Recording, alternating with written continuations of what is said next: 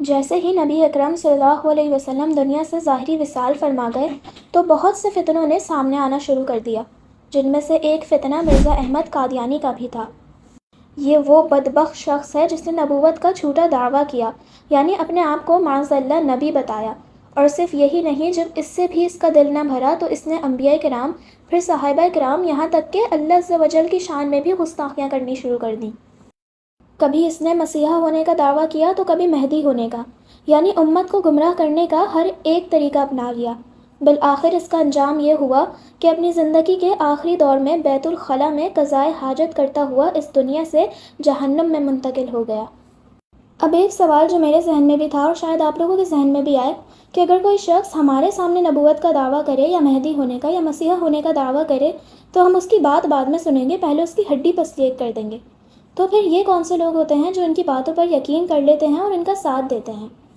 تو پہلے تو آپ یہ بات سمجھ لیں کہ جو قادیانی اور ان جیسے لوگ ہوتے ہیں یہ بہت ہی بہترین مینیپولیٹرز ہوتے ہیں۔ وہ کبھی بھی آپ کو ڈائریکٹ آ کر یہ نہیں کہیں گے کہ معاذ اللہ ہم نبی ہیں یا مرزا احمد قادیانی نبی ہے، تم اس پر ایمان لے آؤ، کیونکہ اس بات سے تو وہ بھی واقف ہیں کہ اگر انہوں نے ایسا کرنا شروع کر دیا تو پھر ان کا کیا حشر ہوگا۔ اس لیے وہ اتنی چالاکی سے آپ پر حملہ کریں گے کہ آپ کو پتہ بھی نہیں چلے گا اور کب آپ کا ایمان آپ سے چھین لیا جائے گا۔